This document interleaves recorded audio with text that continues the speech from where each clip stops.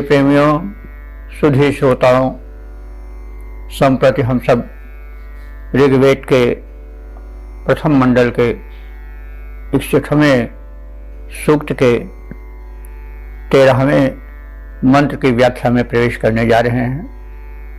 यह मंत्र त्रिशुप नामक छंद में निबद्ध है। दृष्टा ऋषि हैं नोधा गौतम, देवता हैं इंद्र और शीर्षक है अराजक तत्वों के विनाशक इंद्र की उपासना की सलाह। तो उपासकों को सम्मति देते हुए, सलाह देते हुए ऋषि इस मंत्र का कथन किए हैं। अब प्रथम मंत्र का उच्चारण हो जाए। ओम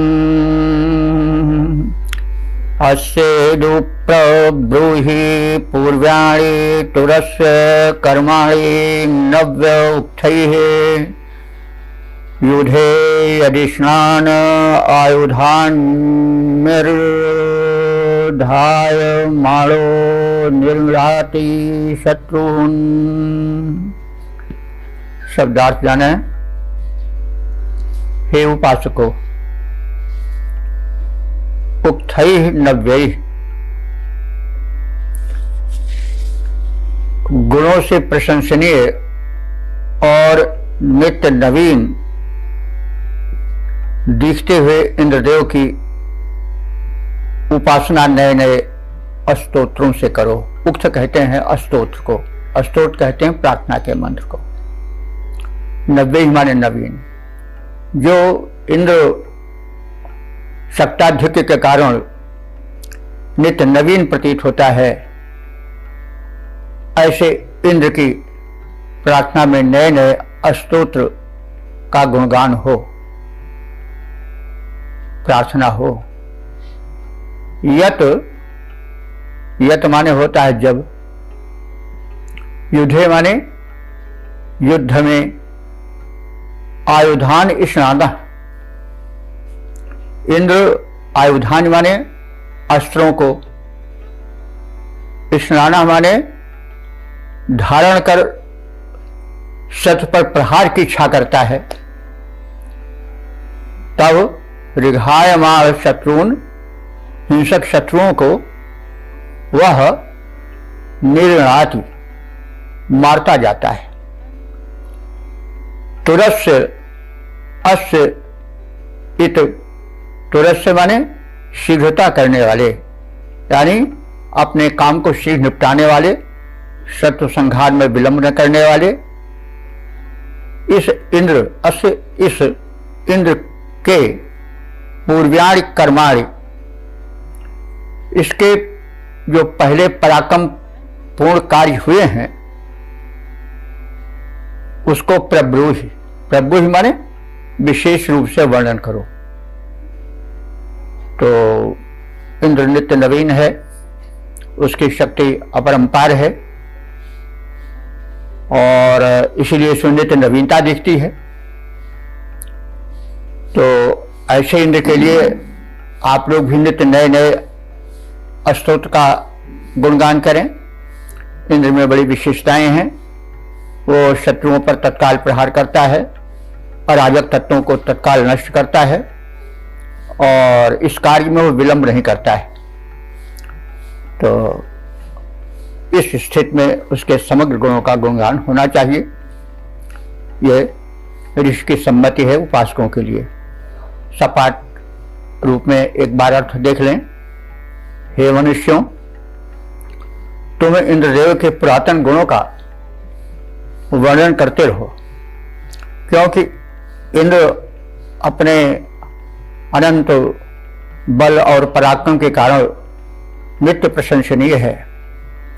उसके पराक्रम में नित्य नवीनता बनी रहती है, इसलिए तुम्हारे स्तुतियों में भी नित्य नवीनता बनी रहे। युद्ध में इंद्र तीव्र गति धारण करता है, अराजक तत्वों के विनाश में विलंब नहीं करता है। वह अराजक तत्व, हिंसक शत्रु जो हैं उन्हें तत्काल मार डालता है और उनको विनष्ट करता चलता है। तो इंद्र के इन गुणों का स्मरण करते हुए उसके पराक्रम विषयक मंत्रों का नित्य पाठ होना चाहिए, ऐसी ऋषि की सलाह है। अब इसका हम छंदोबद्ध रूपांतरण देख लें। इंद्र के पुरातन गुणों का गुणगान करो, इंद्र के पुरातन गुणों का गुणगान करो, मानवो विचारो वह सबसे महान है। इंद्र है प्रशंसित, प्रशंसा का सुपात्र, उसे गुणाधिक्य कर्ता नवीनता प्रदान है। युद्ध मध्य तीव्र गति त्वरा दर्शनीय, जब दौड़ो दौड़ो शत्रुघात कर्ता सुजान है। कर्ता अराजक कुतत्व का विनाश, वो बड़ा ही महान बड़ा वीर बलवान है, बड़ा ही महान बड़ा वीर बलवान है। ओम वेद प्रेमियों, श्री श्रोताओं, संप्रति हम सब ऋग्वेद के प्रथम मंडल के 61वें सूक्त के 14वें मंत्र की व्याख्या में प्रवेश करने जा रहे हैं। यह मंत्र त्रिशुप नामक छंद में निबद्ध है। मंत्र दृष्टा ऋषि हैं नोधा गौतम, देवता है इंद्र, विषय है अथवा शीर्षक है इंद्र में शक्तिशील और सौंदर्य का समावेश। अब एतद विषयक मंत्र का प्रथम पाठ हो जाए। ओम असेदु भिया गिरयश दृढ़ा द्यावा च भूमा जनुषस्तुजेते उपोवेनस्य जोगवान ओणिम सद्यो भवद्वीर्याय नोधाः। शब्दार्थ जाने।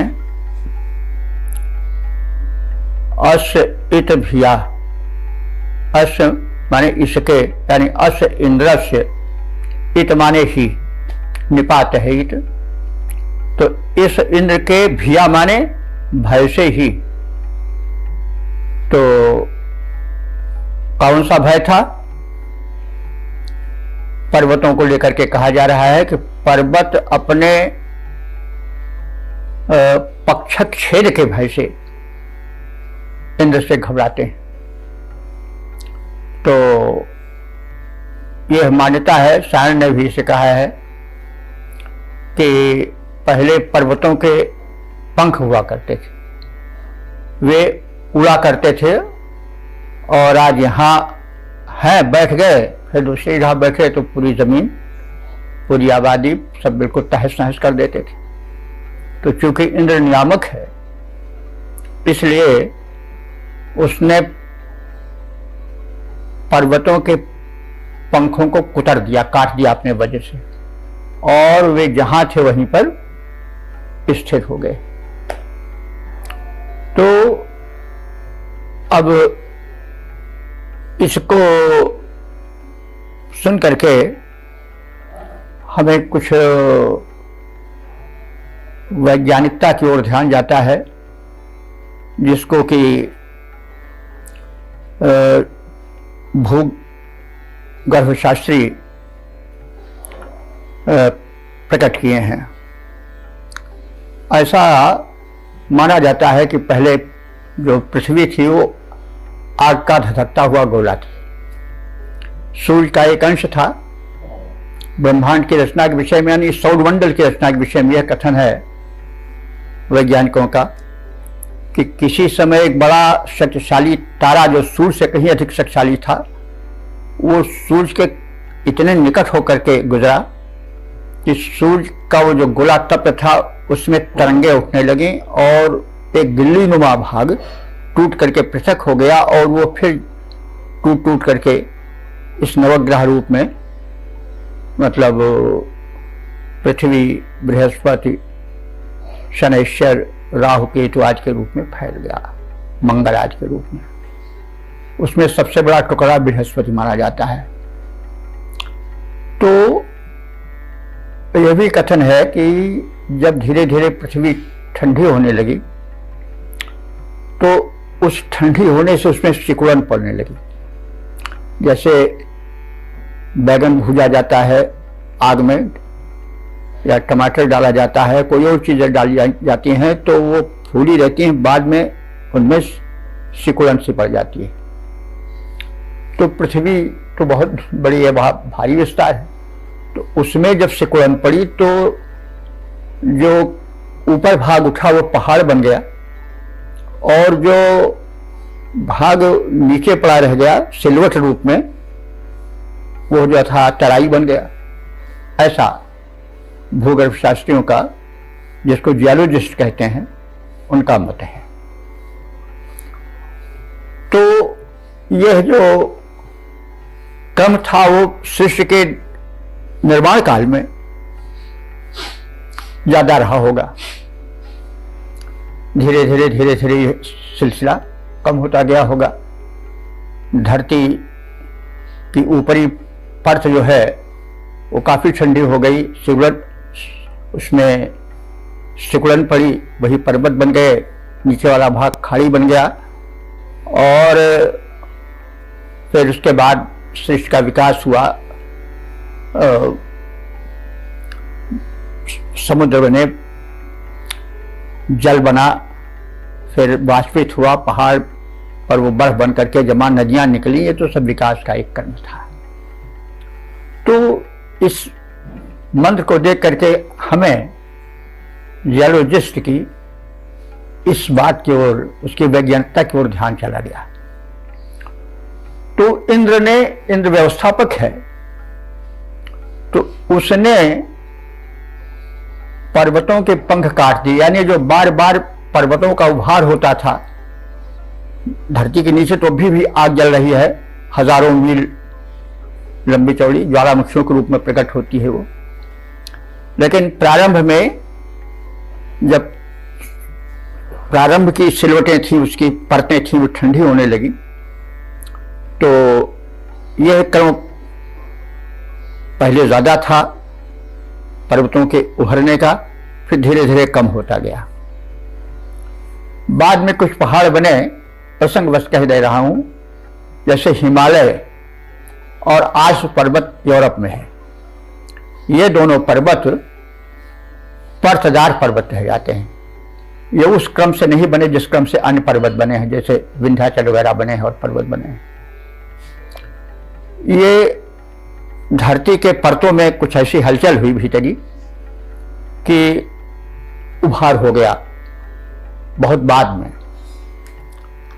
कहा जाता है कि हिमालय जहां पर है वहां पर पहले समुद्र फैला हुआ था, और इस धरती के भीतरी परतों के कुछ हलचल से जो भाग उभरा वो हिमालय हो गया। इस तरह से आज के विषय में भी है। इसके लिए वैज्ञानिक लोग अपनी सम्मति प्रकट करते हैं, प्रमाण देते हैं कि ये हिमालय की ऊंची ऊंची चोटियों पर जो जल जीव हैं उनकी अस्थियां पाई गई हैं। अपने मत के समर्थन में वो यह तर्क देते हैं।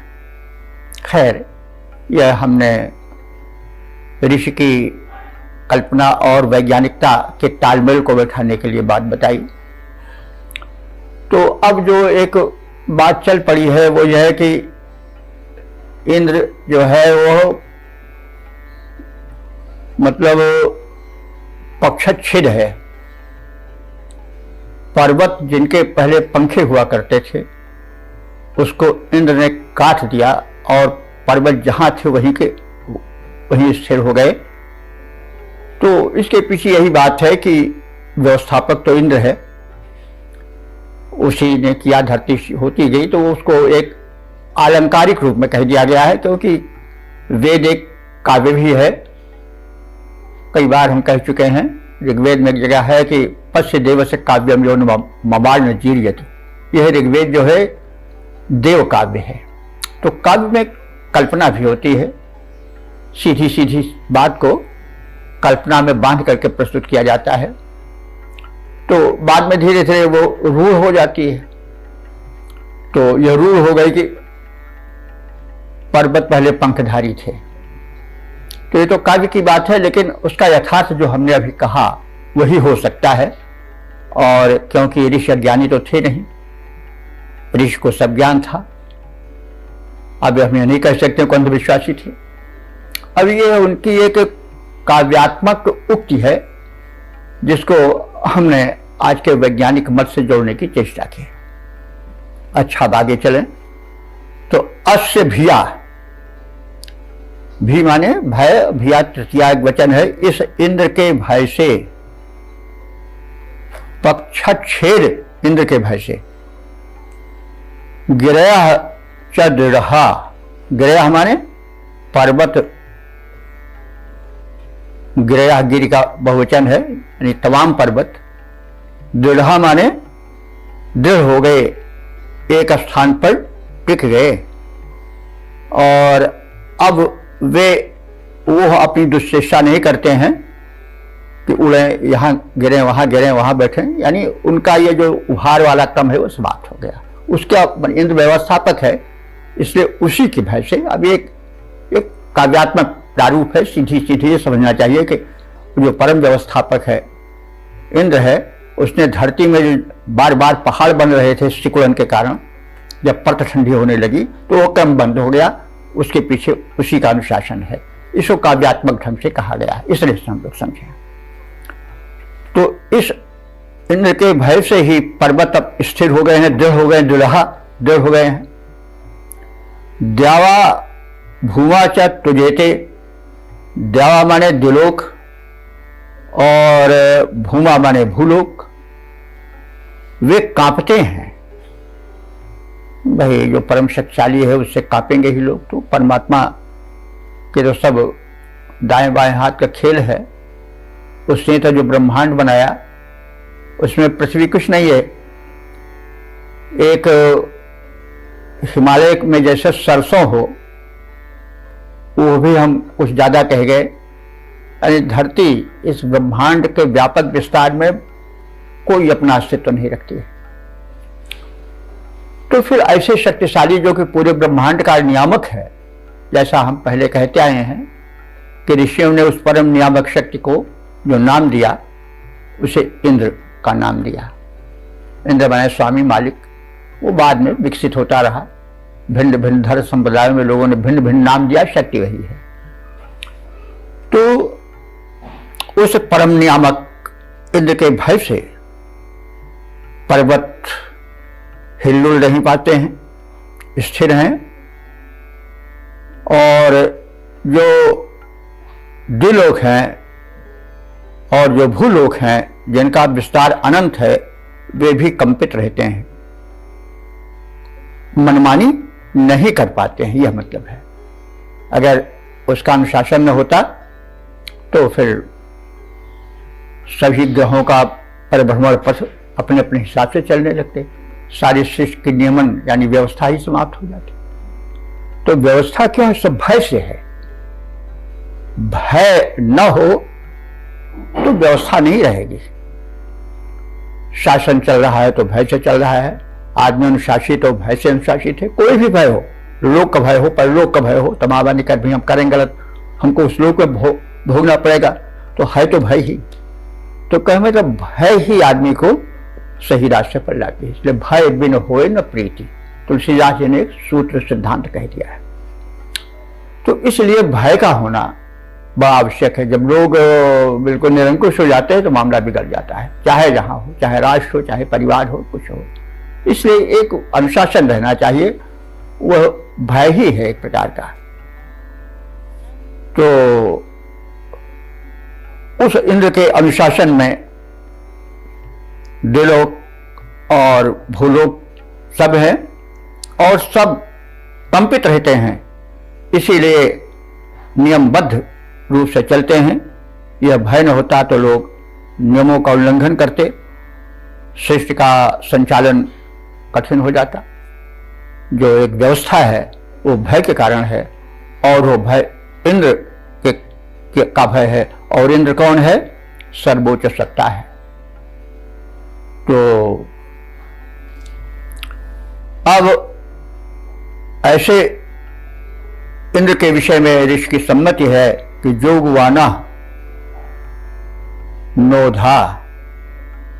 जोगवाना माने गुणगान करने वाला, गुण गायक। कौन? नोधा। नोधा आप सब जानते हैं, नोधा ऋषि है नहीं? तो जैसा हमने पहले बताया कि इस मंत्र के बल्कि पूरे सूक्त के दृष्टा जो हैं वो नोधा गौतम है। तो नोधा तो उनका मूल नाम है, गौतम उनकी पदवी है जो गौतम वंशीय होने के कारण दी गई है। तो अपना नाम यहां दे रहे हैं कि इन्हीं सब गुणों के कारण हम नोधा नाम के ऋषि इंद्र के गुण वर्णन में तल्लीन रहते हैं। इंद्र कैसा है?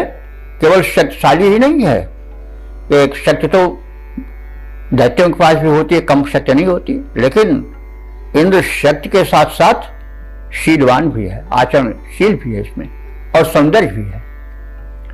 यही व्यक्तित्व में महत्ता लाती है। केवल शक्ति ही और बड़ा भयावना हुआ चेहरा तो भी काम नहीं बनता है। अगर शीलवान सदाचार न हुआ तो भी शक्ति राक्षसी हो जाती है।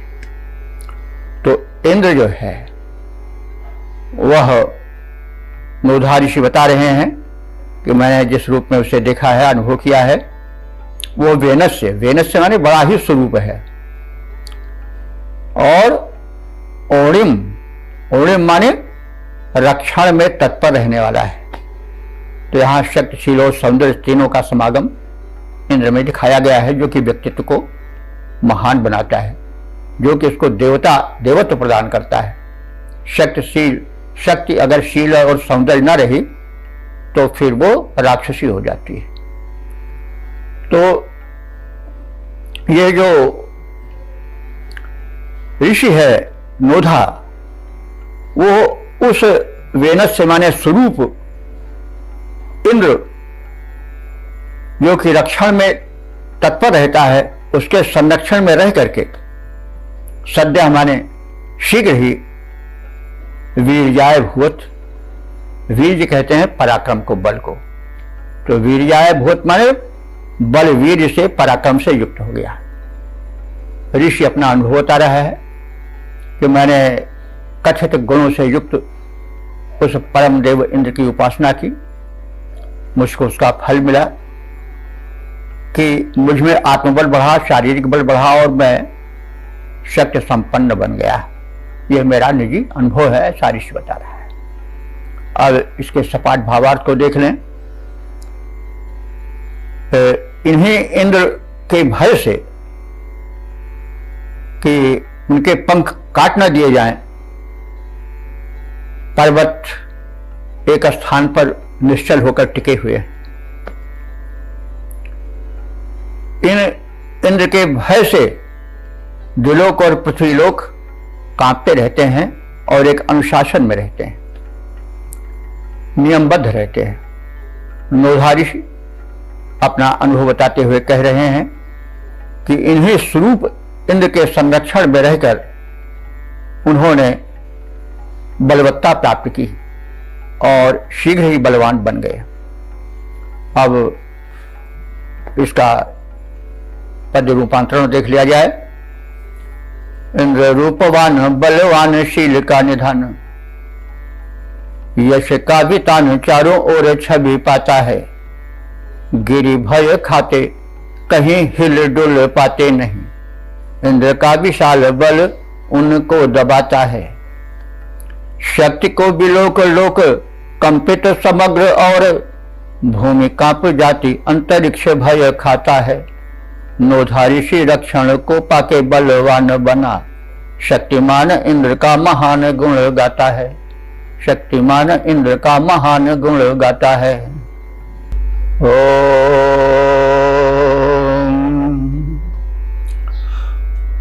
वेद प्रेमियों, सुधी श्रोताओं, संप्रति हम सब ऋग्वेद के प्रथम मंडल के 61वें सूक्त के 15वें मंत्र की व्याख्या में प्रवेश करने जा रहे हैं। यह मंत्र त्रिष्टुप नामक छंद में निबद्ध है। मंत्र दृष्टा ऋषि हैं नोधा गौतम और देवता हैं इंद्र। शीर्षक है उपासकों के रक्षक इंद्र। अब प्रथम संबंधित मंत्र का पाठ हो जाए। ओम अस्मा इदु तदनु दाये शामेको यद्वग्ने भूरे ईशानः प्रैतशं सूर्ये पस्प्रधानं सौवस्वे स्विष्मावदिन्द्रः। शब्दार्थ जाने। अस्मा, अस्मा माने इसके लिए। एकः भूरे ईशानः, एकः माने अकेला और भूरे ही ईशाना। इंद्र जो है अकेला है, लेकिन वो भूरि माने अनंत, धनों का ईशान है। ईशान माने स्वामी। तो जैसा कहा गया कि इंद्र इतना समर्थ है कि वो अकेला होते हुए भी अनंत वैभवों का, धनैश्वर्यों का स्वामी है। यत ववने, यत माने जो, ववने माने इच्छा करता है, यानी जिस प्रकार के स्तोत्र सुनने की उसे इच्छा होती है। त्यत माने उस प्रकार के स्तोत्र को, एशाम माने ये स्तोतागण, अस्मय इस इंद्र के लिए ही अदाई माने गान के रूप में प्रदान करते हैं। इंद्र, इंद्र ने ही सौवस्वे सूर्य, एक उदाहरण दिया जा रहा है इंद्र के पराक्रम का और भक्तों के रक्षा का। एक सवस्व नाम के राजा थे, उनके एक पुत्र था जिसका नाम सूर्य था। तो सौवस्वे सूर्य, सौवस्व का जो पुत्र है वो सौवस्व होगा, व्याकरण से बनता है। ऐसे दशरथ से जैसे दाशरथ बन जाता है राम के लिए, वैसे सौवस्व राजा थे और उनके पुत्र को सौवस्व कहा गया पिता होने के नाते, और उस पुत्र का नाम सूर्य था। तो सौवस्व के पुत्र सूर्य के साथ प्रस्प्रधानम माने युद्ध करते हुए। कौन युद्ध कर रहे थे? स्वस्विन, स्वस्विम, स्वस्विम माने सोम यज्ञ करता। वो सोम यज्ञ करता कौन थे? एतश, एतश नाम के ऋषि थे। तो एतश नाम के ऋषि में, और जो सवस्व राजा के पुत्र सूर्य थे उनमें किसी कारण से वैमनस्य से हो गया और युद्ध की स्थिति आ गई, युद्ध होने लगा। लेकिन जो एतश नाम के ऋषि थे वे शिष्य में थे, यानी सोम यज्ञ करके इंद्र के प्रति अपने भक्ति भाव को समर्पित करते रहते थे। इसलिए उन शुभ कर्म यज्ञ करने वाले सौम्य भाव से भरे हुए एतश नाम के ऋषि की इंद्र ने प्रअवत माने विशेष रूप से रक्षा की थी। एक उदाहरण है कि इंद्र में रक्षण वृत्ति प्रधान है। जब उसे कोई यानी उसके भक्त को कोई अहंकारी व्यक्ति अपने अहंकार में भर करके सताता है, युद्ध के लिए ललकारता है, तो उस समय इंद्र शांत नहीं रहता है। वह सौम्य भाव से यज्ञ करने वाले, सोम यज्ञ अथवा सत्कर्म करने वाले की रक्षा के लिए आगे आता है, और जो अहंकारवश भक्त को ऋषि मेधा वाले व्यक्ति तपस्वी को सताता है, तो इंद्र तत्काल रक्षण के लिए आगे आ जाता है। यही इस मंत्र में बताया गया है। अब सपाट भावार्थ देख लें। इंद्र अकेले ही अनेक धनों का स्वामी है। जिस भाव की इच्छा इंद्र करते हैं कि हमारे इस भाव से संबंधित स्तोत्र कहे जाएं, भक्त उनके इच्छा का अनुसरण करके, उसका अनुगमन करके, परिज्ञान प्राप्त करके तदनुसार इंद्र की प्रसन्नता हेतु स्तुति के मंत्र अर्पित करते हैं। इंद्रदेव जो सोमयाजी हैं, सौम्य भाव से सत्कर्म करते हैं, उनके रक्षण में सदैव तत्पर रहते हैं। उदाहरण प्रस्तुत कर रहा है ऋषि कि राजा सुवश्य थे, उनके पुत्र सूर्य नाम के कोई राजा थे, और वे ऐतश नाम के सोमयाजी ऋषि पर आक्रमण कर दिए, उसे युद्ध में डाल दिए। तो इस स्थिति में इंद्र ने अपने उस सत्कर्मी भक्त की रक्षा के लिए अपने को आगे बढ़ाया और उस सुवश्य पुत्र सूर्य को पीछे हटने के लिए बाध्य कर दिया, और इस प्रकार से ऐतश नाम के ऋषि की रक्षा इंद्र ने की। इस वृत्तांत द्वारा इंद्र की प्रवृत्ति का कथन किया गया, उसके रक्षण परक रूप को उजागर किया गया। और इसका पद रूपांतरण देख लिया जाए। इंद्रदेव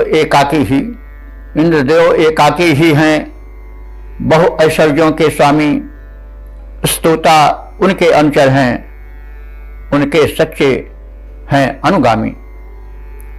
जिस स्तोत्र की श्रवण इच्छा मघवा के मन में हो जाती, स्तोता की रचना उसको गायन करके अति सुख पाती। स्वस्य पुत्र रवि से संकर में, संगर युद्ध में, स्वस्य पुत्र रवि से संगर में संकट जब मंडराया था, सोमयज्ञ का कर्ता ऐतश ऋषि को मघवा ने बचाया था। इंद्र अकेले ही रण सक्षम, यश उनका बहुआयामी।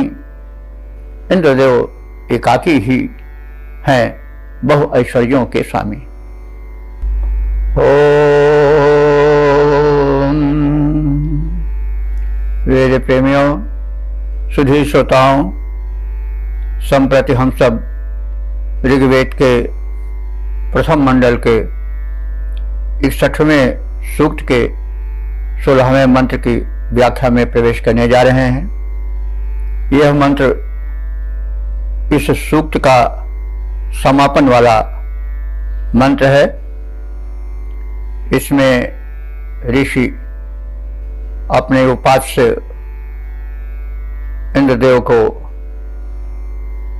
प्रातःकालीन यज्ञ में आमंत्रण देता है और उसके गुणों का वर्णन करता है, जैसा कि मंत्र की प्रवृत्ति होती है।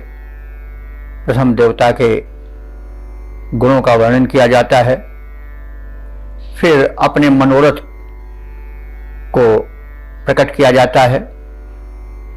तो इस मंत्र में पहले इंद्र के गुणों का कथन, फिर शीघ्र ही रथ पर आरूढ़ होकर यज्ञ भूमि पर आने का आमंत्रण और प्रातःकालीन समन में यज्ञ में सोमपान का आग्रह। तो अब इस मंत्र का पाठ हो जाए। ओम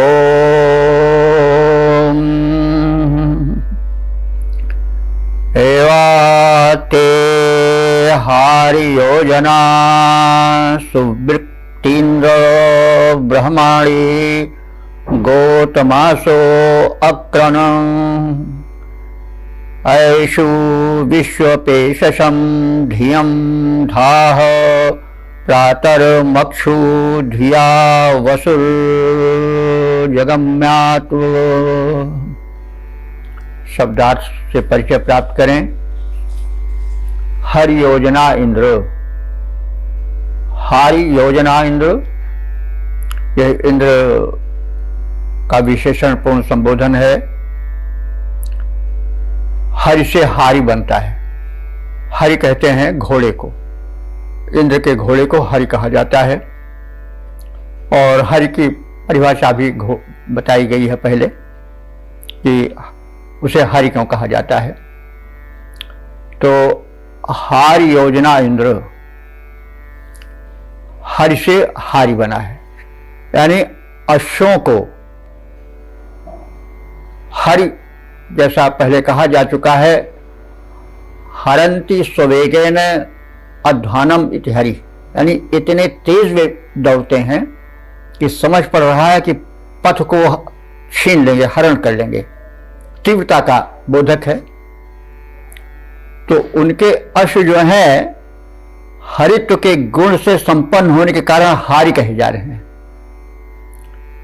तो हारि योजना यानी जो अश्व योजन माने जुड़ जाते हैं शीघ्र ही रथ में, ऐसे सधे होते हैं। तो इन सधे हुए शीघ्रगामी अश्वों से युक्त रथ से हे इंद्र तुम शीघ्र ही आओ। गोतमासह, गोतमासह कहते हैं गौतम गोत्रीय ऋषि अथवा गौतम के पुत्र ऋषि। तो मूल ऋषि तो गौतम हैं। तो जो गौतम के खानदान में हुए हैं, कुल में हुए हैं, वे गौतम कहे जाते हैं।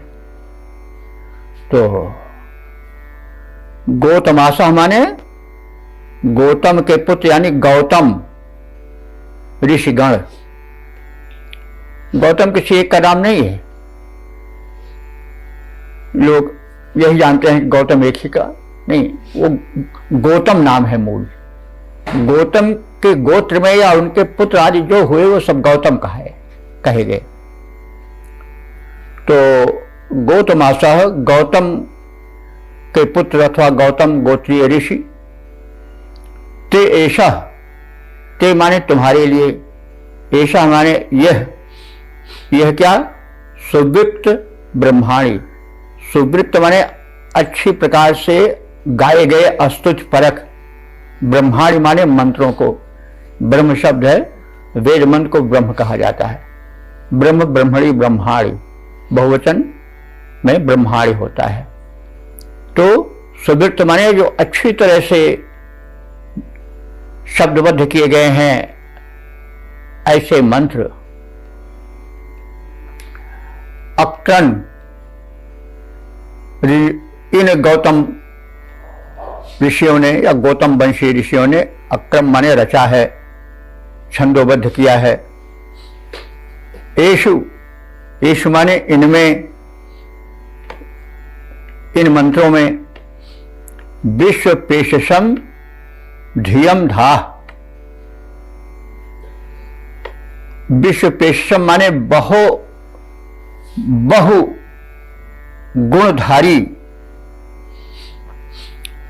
विचार हैं और इनको सुन करके हम गौतमों में यानी गौतम वंशी ऋषियों में आप उत्तम बुद्धियां धारण कराएं।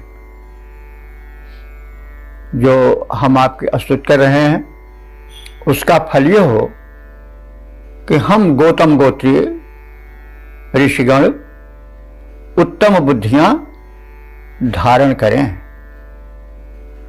हमारी बुद्धि उत्तम हो, क्योंकि बुद्धि तो बल है। बुद्धि अगर शुद्ध हुई तो मनुष्य देवता बन जाएगा, समृद्ध बन जाएगा, सुखी बन जाएगा। और बुद्धि अगर बिगड़ गई तो फिर आदमी बिगड़ गया, नष्ट हो गया।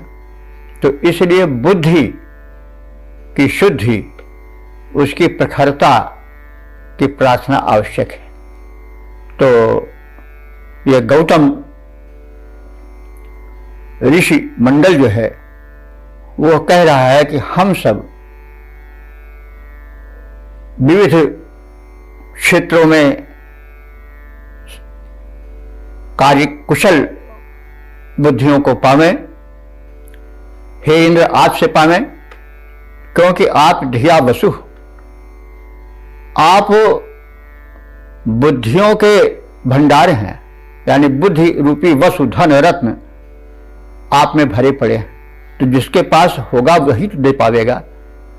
तो ऋषि कह रहे हैं कि हे इंद्रदेव, आप बुद्धियों के भंडार हो, बुद्धि के रत्न आप में भरे पड़े हैं और आप उनके प्रदान करने वाले हो। हे इंद्र, ऐसे आपको हम गौतम वंशीय ऋषि प्रातः काल के समन में, समन कहते हैं, आप सब जानते हैं, 3 समन होते हैं। जब यानी मधु, इसको कहते हैं मधुर सोमरस निचोड़ा जाता है, वह प्रातः, मध्याह्न और सायंकाल में निचोड़ा जाता है। संबंधित देवों का आवाहन किया जाता है, उनको सोमरस प्रस्तुत किया जाता है। तो इसमें जो ऋषि हैं गौतम वंशी, वो कह रहे हैं कि हे इंद्रदेव, आप इस प्रातः सवन में मक्षु माने शीघ्र ही, अगम्यात आ जाइए।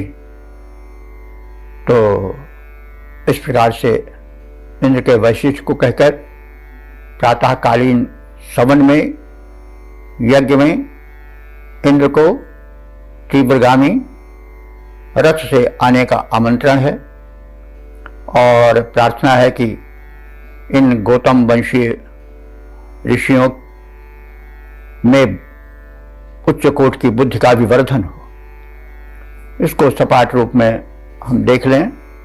हे उत्तम अश्वयोजित रथों के स्वामी इंद्र, गौतम गोत्रीय ऋषियों ने तुम्हारे ही निमित्त शत्रु निरोधक आकर्षक स्तोत्रों का गुणगान किया है। स्तोत्रों की आपकी प्रशंसा में, आराधना में, उपासना में प्रस्तुत किया है। इन ऋषियों को, इन अपने उपासकों को बहुविध मानी उपयोगी अनेक प्रकार की बुद्धियों को कृपया प्रदान करो। हे इंद्र, तुम बुद्धि के वैभव से संयुक्त हो, पूर्ण वैभवान हो, उसके आकर हो, कोश रूप हो, और ऐसे इंद्र आप हमारे प्रातःकालीन यज्ञ में सोमपानार्थ शीघ्र ही पधारो। तो पद रूपांतरण इस प्रकार से देखें। अश्वों से योजित रथ पर चढ़, हे इंद्र देवता आ जाओ। अश्वों से योजित रथ पर चढ़, हे इंद्र देवता आ जाओ। है यज्ञ हो रहा, सत्वर ही प्रातः यज्ञ स्थल पर आओ। गौतम गोत्री अस्तोताओं ने तेरा ही गुणगान किया, रिपुरोधक स्तोत्रों द्वारा तेरा सादर सम्मान किया। आओ यज्ञ स्थल पर इनको बहुविध बुद्धियां प्रदान करो। प्रज्ञा से वैभव प्राप्त इंद्र, प्रज्ञा से वैभव प्राप्त इंद्र, इनका समस्त दुख द्वंद्व हरो। शुभ अनुष्ठान को सफल करो। ऐश्वर्य मेघवत बरसाओ। अश्वों से योजित रथ पर चढ़ हे इंद्र देवता आ जाओ। यज्ञ हो रहा, सत्वर ही प्रातः यज्ञ स्थल पर आओ। तो इस प्रकार से इस 61वें सूक्त का समापन हो गया। इसके विषय में हम थोड़ा परिचय प्राप्त कर लें। यह ऋग्वेद के प्रथम मंडल का जो 61वां सूक्त है, इसमें कुल 16 मंत्र हैं जो अभी अभी व्याख्यायित हो चुके हैं, और अब तक जो व्याख्यायित मंत्र हैं वे 708 संख्या वाले हैं, यानी 708 संख्यक मंत्रों की प्रारंभ से लेकर के अब तक एक तरफ से व्याख्या हो चुकी है।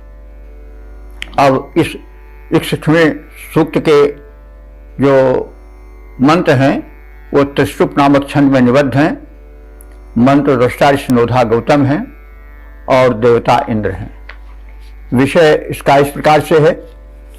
पहले मंत्र में इंद्र देव से स्तुति पूर्वक हव्य ग्रहण की प्रार्थना है। दूसरे मंत्र में शत्रु विनाशक इंद्र की स्तुति है। तीसरे में इंद्र की महिमा वर्धन विषय चर्चा है। चौथे में मनोयोग पूर्वक इंद्र की स्तुति हो, ऐसी सलाह भक्तों को दी गई है। और पांचवें मंत्र में धनेच्छुक इंद्र की स्तुति करें, यह सलाह है। और छठवें मंत्र में त्वष्टा निर्मित वज्र इंद्र का मुख्य आयुध है, अस्त्र है, इसका कथन है। सातवें मंत्र में इंद्र के प्रशस्त कर्मों का उल्लेख है। और आठवें मंत्र में इंद्र की अपार महिमा का दिग्दर्शन है। नवें मंत्र में इंद्र की अपार महिमा का दिग्दर्शन है। और 10वें मंत्र में वृत्त बधकर्ता लोकोपकारी इंद्र के प्रारूप की झलक है। और 11वें मंत्र में इंद्र को नदियों के प्रवाह को स्थिर करने वाला बताया गया है।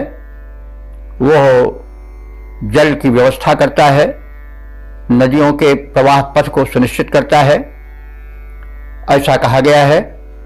और 12वें मंत्र में सुख समृद्धि दाता इंद्र और विघ्न नाशक इंद्र का चित्रण है। और 13वें मंत्र में आराजक तत्वों के विनाशक इंद्र का चित्र है। और 14वें मंत्र में इंद्र में शक्तिशील सौंदर्य का समन्वयन दिखाया गया है। 15वें मंत्र में इंद्र की उपासना